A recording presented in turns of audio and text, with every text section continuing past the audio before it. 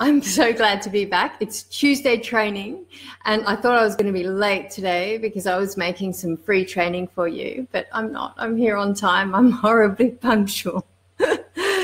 Anyway, today we're going to talk about the horse that pulls back. Now, it's a common problem because I know that because I've had horses myself that pull back, and a lot of you write to me and say, what do I do? My horse pulls back. It's so scary. And it is. It's really scary. And your horse is scared and you're scared, and it's very dangerous as well because you see some very nasty accidents. The other thing you get with horses that pull back is a lot of advice. So I'm going to give you a bit more. But I trust that you're here because you like some. So what we want to do and what we will need to realize, first of all, is pulling back is a learned behavior. The horse either used to tie up well and doesn't anymore, or has never been taught to tie up, so started pulling back. And it becomes habitual really quite fast. So the horse sort of does it once and gets a release, because they do, when they get away, they actually get a relief. So what's happening is it's using beautiful learning theory, of course, and so the negative reinforcement is all that pressure it's putting on the back of its pole, and it's pulling back, and then suddenly it breaks. Either the tie breaks, or the head collar breaks, or the baling twine breaks, something breaks, and the horse is free, and that's a release of pressure. So this is a learned behavior. The horse has got a release from doing it. What happens over time, of course, is the horse learns that pattern. And we're always talking about how great horses are at learning patterns. And it doesn't matter whether it's a pattern you want the horse to know or whether it's a random pattern. The horse will learn the pattern if it's repeated. And sometimes, especially when these patterns involve pain or fear, and pulling back does involve pain because it really hurts. So because it involves pain, the horse learns that pattern really fast. With some horses, you only need one repetition of that will make the horse, next time you tie it up, pull back even faster. So then it's repeated the behavior again, and you're on that downward spiral.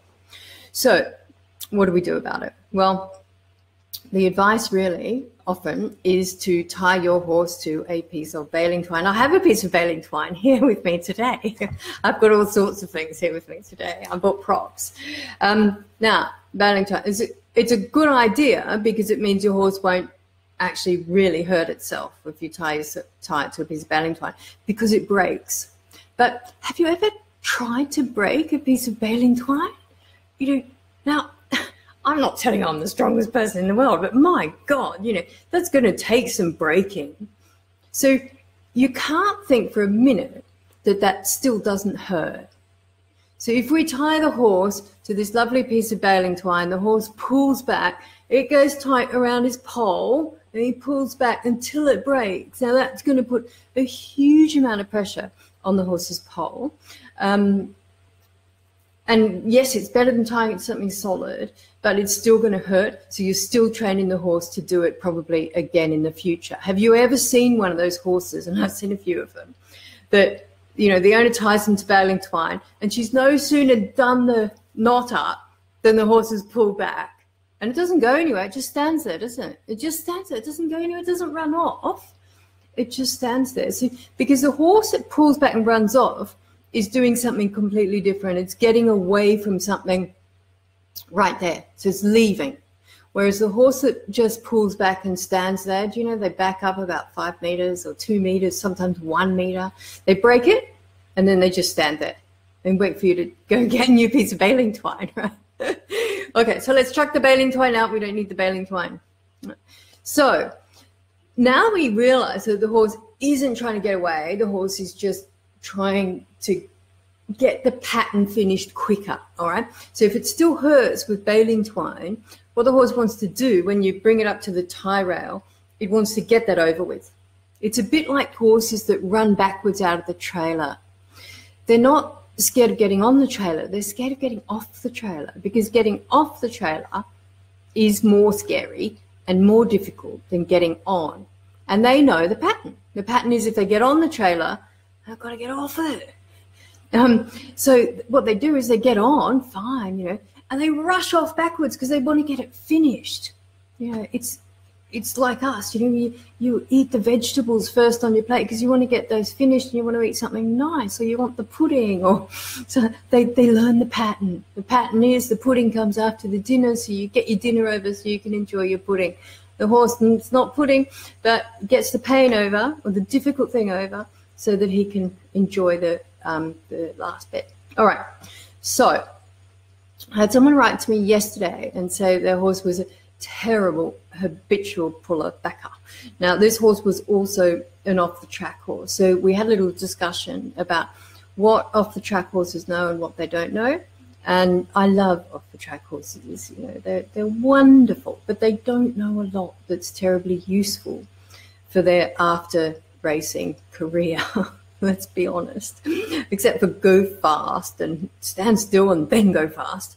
They don't have much brakes. They don't have a lot of steering. One of the things they don't often do, and there's exceptions to every rule. There's a lot of lovely trainers out there that ride their horses through the paddock, so don't get me wrong. But a lot of them don't actually learn to tie up. They tie them in cross ties, so it comes from both sides, and they don't have a lot of choice because they can't really go anywhere. So it's something that you need to teach your horse. So this was an off-the-track horse. Hello, Susan. Now, one of the things she said to me, I've got a whole lot of props here. One of the things she said to me also was that she was using a rope halter. So I'm not a big fan, I have to say. And the reason is that with halters and horses that pull back, I like something that will break. And it's not often I recommend equipment that will break easily, but today's an exception. And this is, I like a webbing halter. You know, this is not an expensive halter, and the cheaper the better. Quite often, if you've got a horse that really does pull back a lot, this is going to break, especially this one here, this bit here. If the horse pulls back, it'll break. The rope halters are really, really strong, and so what happens is they don't break. And I've seen situations where a rope halter has to be cut off a horse, and it does untold damage to, you know, C2 and C3 at the back of your horse's neck there. I mean, that's really nasty when it doesn't break. Also, the horse can fall over if it's tied hard, not to your nice piece of baling twine. So first thing, stick it in a cheap halter. The other thing is that you'll need is a lovely soft lead rope. Okay, because I'm going to introduce you to a bit of kit that you can buy. I'm just going to pop the address of where you can get this wonderful thing in the comments box for you. If you're in Australia, Grosvenor Park sells these. Here we go. Here's the actual address where you can get them in the comments there. And this is it. This little plastic thing. You can get various different kinds. I like this one. I've used it a lot. You can see I've retrained many horses. This is actually worn down where horses have pulled back. But I've had it for a couple of years and it's, you know, still perfectly functional. I have one in the float and one at the tie rail. So they're actually on sale at the thing at Grosvenor Park Products. I just put the link in there for you in the comments. Grab a couple and have them with you all the time. It's very simple to use. What you do need is a nice long, soft nylon lead rope. Okay. Now, we talked before, I mentioned that the horse won't go anywhere. The horse, usually they pull back and they step back maybe a meter, maybe two, but no further, unless they're frightened of something else, in which case they run off, and that's a whole different situation. What we're talking about today is how you retrain the habitual puller backer. So you've got your little bit of kit, grab your beautiful nylon lead rope, you put it through here. Okay, so I've got the end of it here. So the horse is going to be tied up this far away from the hook. So I'm going to make a little loop like that.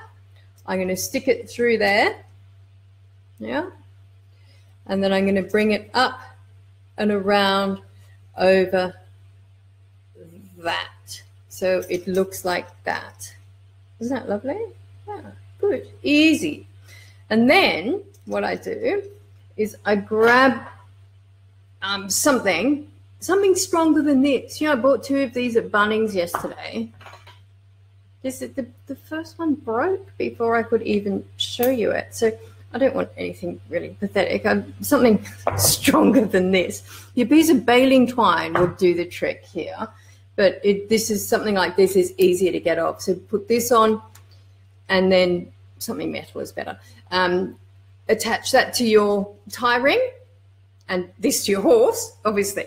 Now, what happens when the horse pulls back is this pulls through slowly and, you know, quite comfortably for the horse.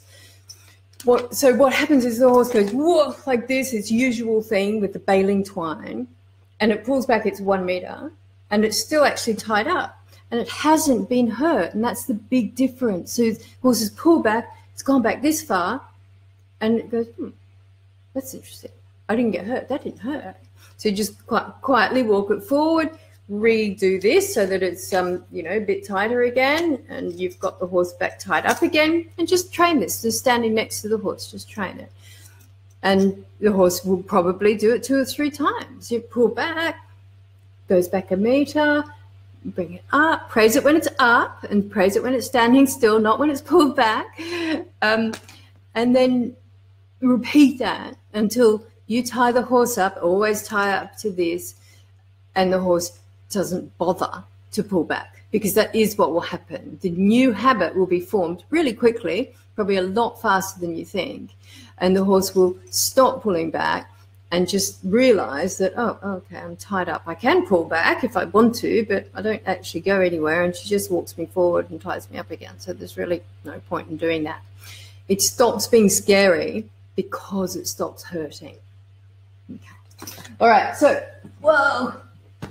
Grab your bit of baling twine, check it out, and I will see you tomorrow, same time tomorrow, with Hump Day. Bye.